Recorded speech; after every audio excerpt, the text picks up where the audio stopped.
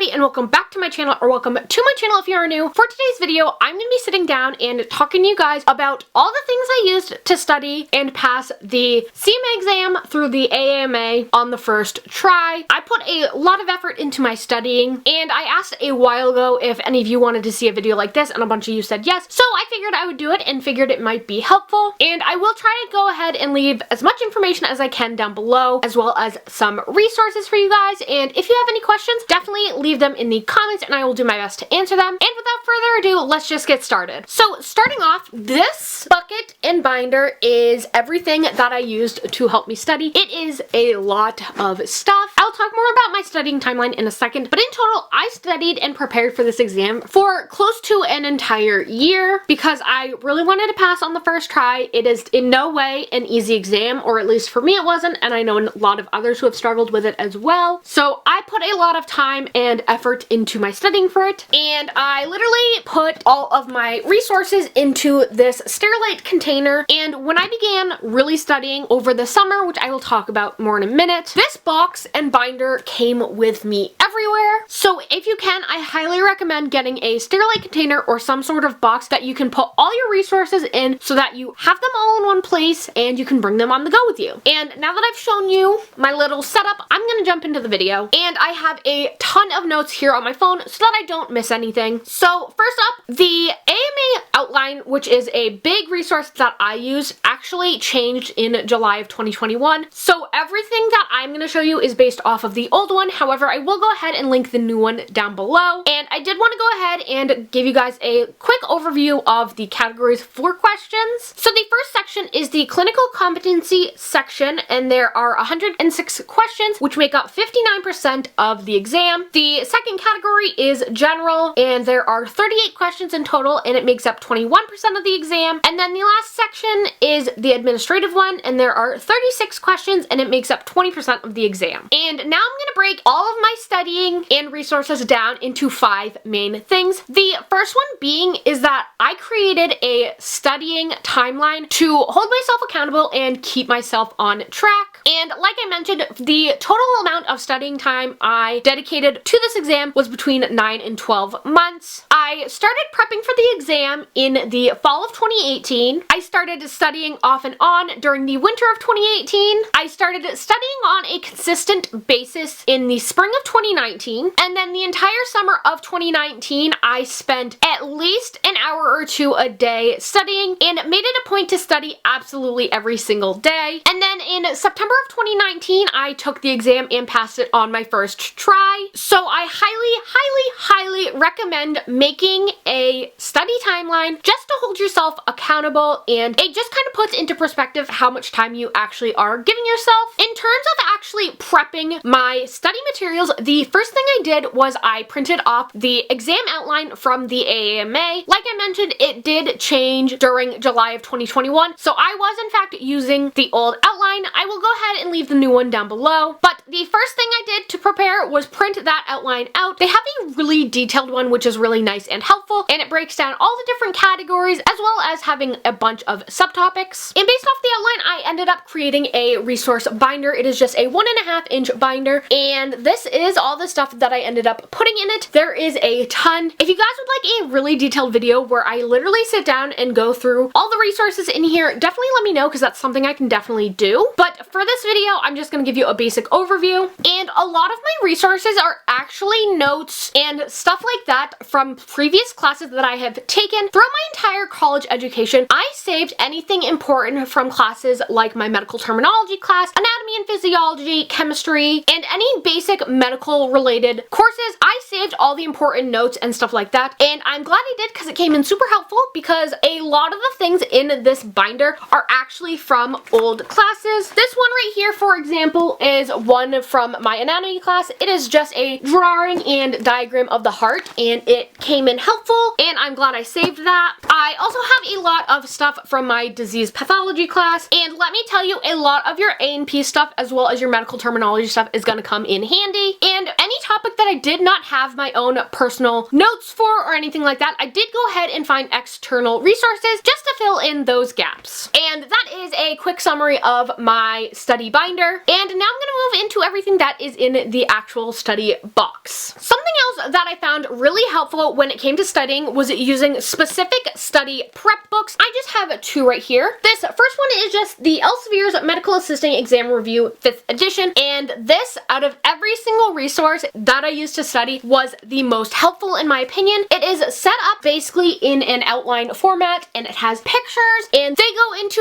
really good details with everything and explain everything really well. This is definitely one of the more expensive resources. I believe this book is $86. It might be a little bit more now, but I actually put this on my Christmas list way back when I knew I was going to be taking the exam, and my grandparents got it for me. Like I said, this is the one resource I found to be the most helpful out of all the resources that I had, and it literally covers everything from medical terminology to psychology to anatomy and physiology to disease pathology and everything else in between that you could possibly need to know. And I also had this book as well. This was actually a requirement for my externship class. We were required to purchase this from the school. This is just the Comprehensive Medical Assisting Exam Review, and it is the 3rd edition. I did not use this very much at all, in all honesty. I pretty much only used it for class. I did go through and I created little labels for each of the topics that are covered, but again, I really only use this in class. It does have a similar setup where it's all kind of in like an outline format, but I just found that the Elsevier's version of it was a little more helpful. One of the nice things about this though, however, is that it did come with a disc that you can put in the computer, and it had mock CMA exams that you could take. I was actually never able to use the disc because I have a MacBook Air and it does not have a disk drive, so I was not able to utilize that feature. However, I did talk to a bunch of classmates who were able to use the feature and found it pretty helpful. There are also mock exams in this on paper that you can do as well, and it even comes with the Scantrons where you fill in the bubbles and can go through and check your answers. The next resource that I used were flashcards, and let me tell you, I compiled over 900 flashcards. Yes, that is a ton, but I literally used every single flashcard. And starting off, these were my flashcards from my clinical classes, and then I also made sure to keep my anatomy and physiology flashcards as well as my pharmacology flashcards. And something that I found really helpful was to go through and color code the corners of them just using a highlighter, and I also created a little key card. So for example, for my pharmacology cards, anything that had a purple highlight mark in the corner meant it was part of the gastro and endocrinology category. I did not keep absolutely every single card. I literally went through based off of the outline from the AAMA and kept those flashcards in here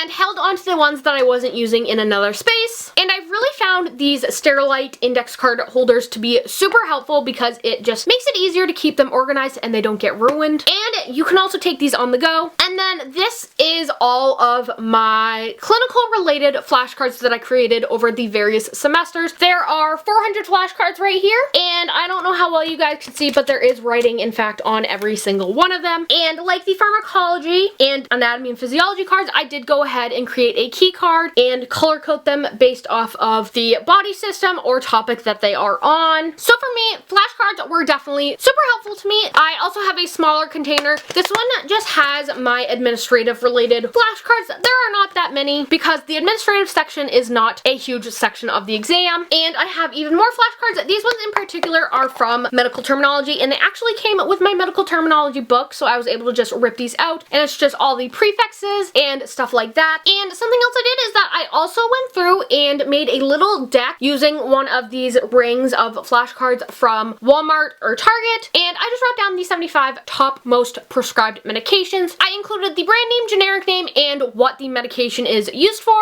And then lastly, in terms of resources, I did a lot of laminating. I have this pouch right here that has a ton of different cards in it that are all laminated, and I have a few other things that are laminated as well. Starting off with these, the 12 cranial nerves are something that were really heavily stressed upon and something that I had a really hard time with. So something I did for myself is I printed off this blank diagram of the brain, and I went ahead and laminated it, and then I created labels for it and laminated those as well. And then I just used Velcro so that I could take these all off and then label them myself and continuously practice. I found this to be super helpful. And to go along with that, I also created this, which is also the 12 cranial nerves. This time, however, I just put the nerve number, and then I had to label which one it actually actually was, and I also had to label the function of it in this column, so that was super helpful as well. And then as for this little pouch, there are a ton of different things in here, all of which are laminated. I made mini flashcards, which were just flashcards cut in half that had things such as the different muscles in the body, the different tissues in the body, and the different cells in the body. I also created ones that had the normal values for different things, such as the leukocyte count. I have a bunch of different blood value ones, and something also helpful that I did was for the phlebotomy section, I went through and printed off the various tubes that are used for blood collections, and I put them on one side of the flashcard, and then on the other side of the flashcard, I just wrote out what tests are used for each of the different colored tubes, and I also wrote down the orders that they are drawn in, which was super helpful. And then in these two bags, I have just a few odd diagram related things, such as the body planes that I printed off pictures for and put on mini cards and labeled them. I also have a bunch of these cells. And then this one was one of the other things that my professor stressed on heavily, and that is that we had to know all of the various tools that medical assistants may end up using. So one of the first things I did after doing the outline is I printed off a picture of every single tool that was listed in our textbook and put it on a flashcard with the label on the back so that I could have these to go through and practice with. Let me tell you, there are a ton of tools. I'm not sure exactly how many. There are probably close to 30 or 40, maybe even more in here of the tools. So that is just in general everything that I use to study. If you guys would like a more in-depth video where I literally show you absolutely everything, definitely let me know. I didn't want to make this video too long. I kind of wanted to make it quick so you guys could just see all the different resources that I used to help me study. But if you would like an in-depth video on any of the resources, definitely let me know in the comments down below, and I will do my best to get around to doing it. A few people have told me that I kind of went above and beyond what I needed to do in order to study for this exam. However, I've had a brain injury, so studying